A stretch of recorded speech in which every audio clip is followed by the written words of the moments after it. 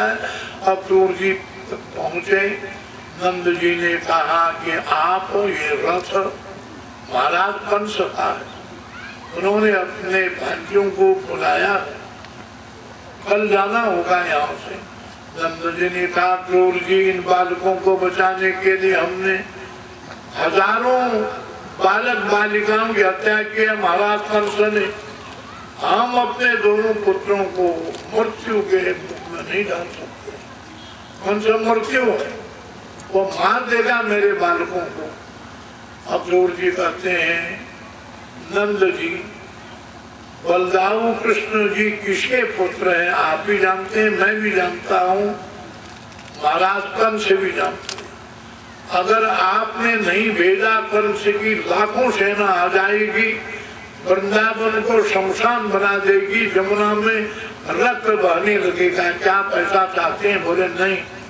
तो इसलिए आप सोचिए, जिसने भयंकर काली को भेज दिया सागर में, जिसने 8 मील लंबे चौड़े गोवर्धन पर्वत को 7 दिन 7 प्रयाति अंगुली में रखा, भले उसको कोई मार सकता है? सोचिए। तो नंद समझ गए, अच्छा मैं भी आऊंगा। बोले हम ठीक है। बालों में कोलाहल हो गया, कल श्याम सुंदर जाएंगे, हमारे सखा कृष्ण। यशोदा माँ मूर्छित हो जाती है। समझाया बुझाया नंद जी ने, मैं भी जा रहा हूँ, साथी ले जाऊंगा, साथी आऊंगा 2-3 दिन में, चिंता मत करो। भगवान कृष्ण गैया बसाओं को लेकर सायंकाल पहुंच जाते हैं। अक्रूर जी ने प्रणाम किया। श्री कृष्ण जी कहते हैं आप तो हमारे चाचा लगते हैं। नारायण किसी को बुआ कहते हो, किसी को चाचा कहते हो, यही तो आपकी माया। आपका न कोई पिता न माता न चाचा, कुछ भी नहीं है, आप तो अव्यक्त। भगवान कहते हैं कुछ मत बोलो, अक्रूर भक्त थे। सायंकाल को सब वार्ता हुई, सब पूरे गोपियों को भयंकर दुख हो गया। क्या श्याम सुंदर कृष्ण हमको छोड़ के जाएंगे? ऐसा कैसे हो सकता, हमको जाने नहीं देंगे, हम उनको पकड़ के अपने कमरे में बंद कर देंगे, रास्ते में लेट जाएंगे, उनका रथ कैसे जाएगा, हम जाने नहीं देंगे। बड़ा कोलाहल हो गया, लोगों ने भोजन करना छोड़ दिया, पानी पीना सोना छोड़ दिया। हजारों की संख्या में मार्ग में लेट जाते, बोले कैसे जाए। नंद जी को प्रातः काल 200 बालों ने बोला हम भी चलेंगे, बहुत दूर दही माखन लेकर के, और मार्ग से चले गए मथुरा की ओर। गोपिकाओं ने तुरंत रास्ते में सोना आरंभ कर दिया, 1-2 मील पर्यंत रास्ता बंद कर दिया। देखें कैसे रथ ले जाएगा, तो हमको छोड़ के कैसे जा सकता है। सायंकाल को सब कुछ हुआ, प्रातः काल बलदाऊ तैयार, अक्रूर जी तैयार, इधर उधर देख रहे थे, देर हो रही है। यशोदा मैया रात नहीं उठ के बाहर आते हैं, क्या हो रहा है। 11 वर्ष में 1 मास कम पर्यंत ऐसा ब्रह्मानंद पूर्णानंद, लाखों करोड़ों वर्ष की तपस्या करने वाले ऋषियों को जो ब्रह्मानंद ब्रह्म रस प्राप्त होता है, वो यशोदा जी ने 11 वर्ष पर्यंत पाया। परंतु आप वो रस का सागर सूख जाएगा। वो बालक कृष्ण माँ यशोदा को छोड़ के चला जाएगा। आश्चर्य होता है यशोदा माँ को, मैं नहीं जाने दूंगी अपनी कन्या को। बाहर आते भगवान कृष्ण देखते हैं, कहाँ गई, दौड़ के बाहर आते हैं, भीतर ले जाते। समय आया, प्रातः काल स्नान से निवृत्त हो गए। यशोदा माँ ने श्री कृष्ण को नहलाया, पीताम्बर जो उनका श्रृंगार मुकुट, बरहा पीठम, बरहा मोर के पंखों का आपीठ मुकुट, क्योंकि मोर पवित्र अखंड ब्रह्मचारी का पालन करने वाला मोर, उसके पंखों का मुकुट, सब कुछ। यमुना जल श्यामा गैया के पास जाते हैं, श्री कृष्ण ने श्यामा गाय के चारों चरण धोए, पिया, सिर में रखा, यशोदा माँ ने शरीर में रखा और गंधाक्षत किया श्यामा के मस्तक में, माला पहनाई, वस्त्र उड़ाया पीताम्बर पीठ में, आरती किया, परिक्रमा किया, श्यामा गाय जान ये चाहते। तब वहां से आकर के भगवान कृष्ण ने बोला, अरे भैया ये जो श्रृंगार है ना, ये वहां नहीं ले जाना है, मैं दूसरा ले जाऊंगा साधारण। बात करके पोटली पीताम्बर में रख दिया, बंशी भी ये कहीं सकी न गोपिकाएं न देखे, नहीं तो चुरा लेंगी। यशोदा माँ को विश्वास होगा ये आएगा, विश्वास एक कण है, आशा पाव भर है, आ सकता है। श्यामा गैया को प्रणाम करके श्याम सुंदर भगवान जो ही आगे बढ़ने लगे, देखा तो सब देखी हुई नहीं, और रथ में बिठाया दाऊ जी और श्री कृष्ण को, देखा तो वहां भगवान ने योग माया को आदेश दिया, ऊपर ऊपर चलो, कोई कुचल के मरे नहीं। 2 फुट आकाश पे जब रथ जाने लगा तो गोपिकाएं समझ गए तो मायापति नारायण है, हृदय से जानती थी, खड़ी हो गई, सब घेर लिया, बोले श्याम सुंदर हम आपको नहीं जाने देंगे। देखो कर्म भूमि में जा रहा हूँ, रास की कर्म भूमि मेरी वृंदावन में थी, बंशी बजाने की भूमि मेरी वन में थी गैयाओं के साथ, अब मेरी कर्म भूमि रणभूमि में जाना है। अनेक संसार के जो आसुरी शक्तियां हैं उनके साथ हमको रण में वो बंशी बजानी होगी, इसलिए तुम क्यों रोकते हो? भक्त वही है जो भगवान की आज्ञा का पालन करता है, पुत्र वही है जो माता पिता की आज्ञा का पालन करता है, शिष्य वही है जो गुरु की आज्ञा का पालन करता है, प्रजा वही है जो राजा की आज्ञा का पालन करती है। अगर तुम हमको राजा मानते हो, पिता मानते हो, माता मानते हो, भगवान तो मानते ही हो, तो मेरी आज्ञा क्यों नहीं मानते? गोपियां शांत हो गई, बोले आपकी आज्ञा मानेंगे ठीक है, परंतु हम जिएंगे कैसे? भगवान ने बोला याद कर लेना, तुम जियोगे। अभी 11 वर्ष यहाँ हो गया, 100 वर्ष के बाद तुम हमको कुरुक्षेत्र में मिलोगे, तब तक जियो। गोपिकाएं शांत। एक दिन पहले जाते के एक दिन पहले भगवती राधिका जी जो है राधा कुंड निकुंज के नीचे अकेली बैठी थी, भगवान ढूंढो क्या बात है कहाँ गई राधिका जी, तो देखा राधा कुंड के तट पर निकुंज में बैठी अकेले आए। भगवान श्री कृष्ण बोले राधे तुम यहाँ अकेली? हाँ मैं अकेली। क्या बात है? राधिका जी कहते हैं हे श्याम सुंदर मुझे आभास हो रहा है तुम वृंदावन छोड़ के चले जाओगे, ऐसा मुझे आभास हो रहा है। भगवान श्याम सुंदर कृष्ण जाना ही पड़ेगा ना, तो क्या मुझे भी छोड़ दोगे? बोले नहीं। तो बोले बैठो सामने आओ। बैठे। मैं तुमको नहीं जाने दूंगी। 2 वर्ष बड़ी है राधिका जी। ब्रह्मा शिव आगे बोले जय जय माँ क्या करने आप ऐसा? आसुरी शक्ति का वर्चस्व धरती में बढ़ रहा है, उसको नष्ट करने के लिए हमने भगवान से प्रार्थना की थी, यह प्रकट हुई है। अब आप जाने से रोकती हैं, अनर्थ हो जाएगा। माँ जाने की आज्ञा दीजिए, नहीं तो बिना आपकी आज्ञा पाए नहीं जा सकते। जाने दीजिए, जाने की आज्ञा दीजिए, हमारी प्रार्थना मान लीजिए, सुन लीजिए, राधिका जी के मुख से निकल गया, एवं मस्तु, हे मां धन्य हो, ऐसा करते ब्रह्मा शिव चले गए। भगवती राधिका जी ने श्री कृष्ण से कहा, ये क्या बोल रहे थे? भगवान कृष्ण कहते हैं, आप जानो आके बचे जाने।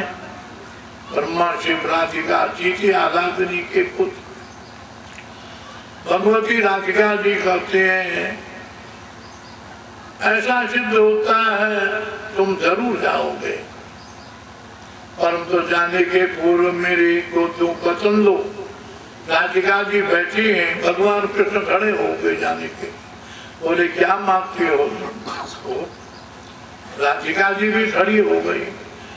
बोले जाओ तो मैं नहीं बोल सकती हूँ, विदा नहीं करूंगी, परंतु आपका चिंतन प्रतिक्षण प्रतिक्षण में आपका दर्शन होता रहे, कण कण में आपको देखती रहूं, क्षण क्षण में आपका चिंतन करती रहूं। मेरा चिंतन और दर्शन ना मिटे, एवं मस्तु भगवान ने। और दूसरा वचन बोलो, धरती में जब तक रहूं कोई बात नहीं, उसके जाने के एक बार आपकी चरण धूलि मुझे प्राप्त हो गए। अब तक तुम बोलती थी, अब आप बोलती हैं। आपकी चरण धूलि मुझे धरती से जाने के पहले एक बार मिले। भगवान ने बोला एवं मस्तु। भगवान ने कहा, मैं भी तुमसे वचन मांगता हूँ। क्या है? मेरे लिए तुम अस्वीकार नहीं करोगी, नहीं तो मैं अपने कर्म भूमि में सफलता नहीं प्राप्त कर सकता। बंशी से आंसू पोंछ दिया। भगवती माँ कहती है, राधिका नहीं करूंगी आपसे, लो बंशी ले लो। नहीं नहीं, मैं आपकी बंशी नहीं लूंगी, ये रण क्षेत्र में काम आएगी, आप ले जाइए इसको, आप लीजिए, ले जाइए। नहीं कहा, जाइए नहीं कहा, आप ही लीजिए इसको। राधिका जी ने तन स्पर्श किया, जो ही मस्तक न आया, ऊपर उठी, भगवान अंतर्धान हो गए, चल दिए। ठीक दूसरे दिन रथ में बैठ करके अक्रूर जी तो गोपिकाओं को समझा करके भगवान ने कर दिया, बाधा मत करो, मैं मिलूंगा आज से ठीक 100 वर्ष के बाद, परंतु यहाँ आने का कोई प्रश्न नहीं है। आगे बढ़ रहे थे तो रथ में बैठे हुए बलदाऊ और श्री कृष्ण के और रथ को हाँकने वाले अक्रूर जी धीरे धीरे अब रथ जाने लगा। यशोदा माँ पीछे दौड़ने लगी। अकस्मात भगवान कृष्ण ने पीछे देखा तो यशोदा माँ दौड़ती हुई चली आ रही है, भगवान कृष्ण धरती में आ गई। यशोदा माँ ने पकड़ दिया और उठा के रथ में रख दिया। बोले कान्हा, आज मैं तुमसे एक वस्तु मांग रही हूँ, हाथ जोड़ के खड़ी हुई। अब तक जीवन में कभी हाथ नहीं जोड़ा, कुछ मांगा नहीं। भगवान कृष्ण कहते हैं, माँ मैं तुम्हारा हूँ, मेरा जो कुछ भी है सब कुछ तुम्हारा है, परंतु मांगने का प्रश्न क्या है, फिर भी मांगो, क्या चाहिए? यशोदा माँ कहती है, मैंने तुम्हारे कमर में छड़ी मारी थी, डंडा, उसको भूल जाना। मैंने तुमको रस्सी से बांधा था, उसको भूल जाना। यही मैं मांगती हूँ। माँ तुमने हमको बांधा, हमको संसार में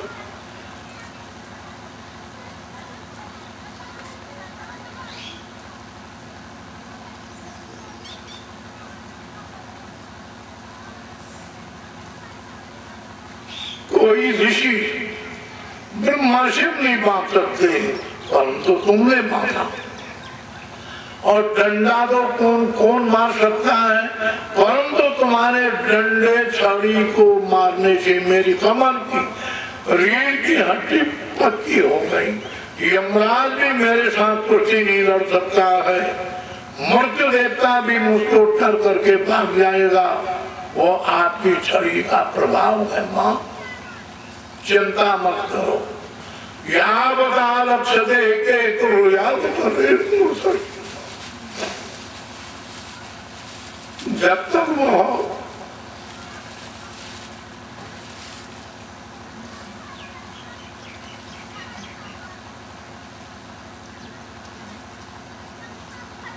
फहराती हुई ध्वजा दिखाई दे रही और पहियों से उड़ती हुई धूल दिखाई दे रही थी। यशोदा देखती की देखती रही। यावता लक्ष्यते केतु यावता रेणु सखेगा अनुप्रसादितात्मानो भेख्यानि मोह लक्ष्यता।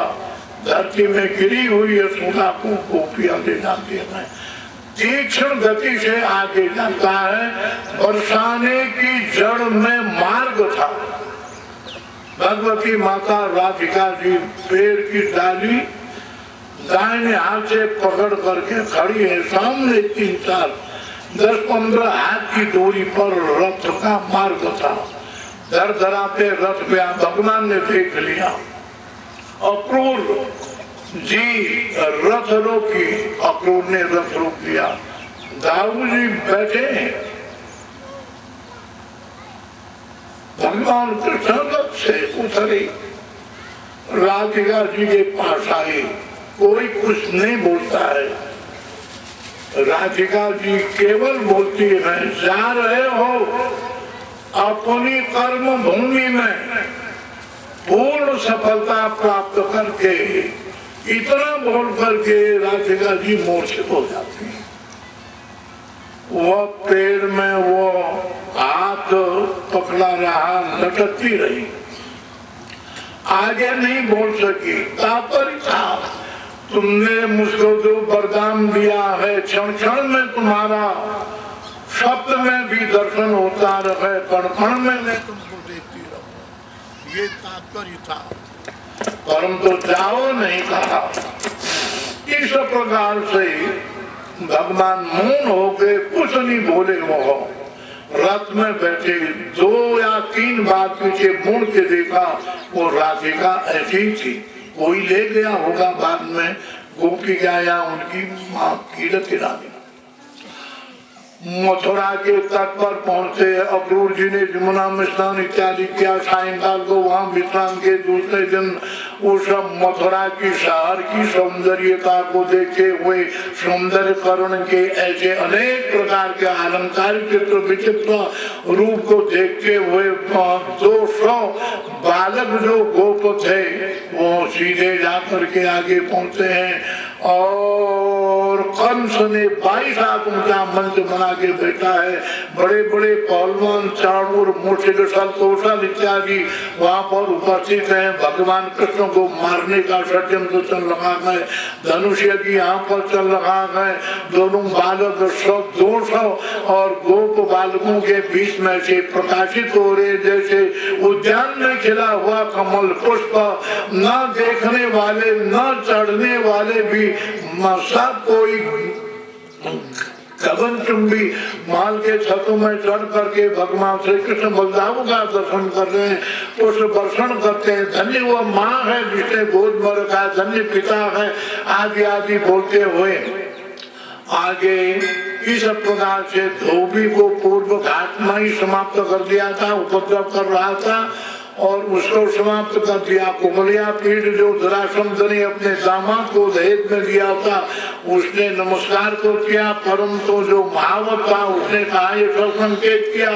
तो अंत में भगवान कृष्ण को मारने के लिए जब वो कुमलिया पीठ हाथी बढ़ने लगा, उसका भी वध किया। परशुराम के दिए हुए धनुष को भी मंत्र में जाके भगवान ने तोड़ दिया। मल्लानाम नाम नरवस्ती नाम स्वरो मूर्तिमान।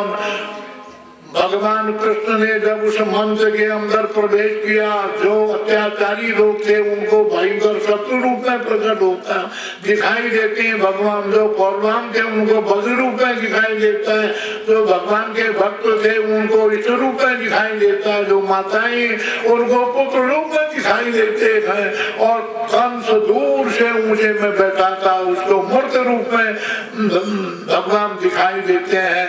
ऐसा पर ब्रह्म परमात्मा नारायण जगमेश महायोगी परमात्मा सनातन अनादिमध्य निधनमाता परमो महांतम सपरो धाता संग चक्र गदाधरा काल का महाकाल मृत्यु का महामृत्यु संसार को ब्रह्मांड को भक्षण करने वाला ऐसा पर ब्रह्म परमात्मा को कौन दे सकता है। पराजय भगवान ने जाकर के हाथी के दांत को सामने रख दिया। मामा जी प्रणाम।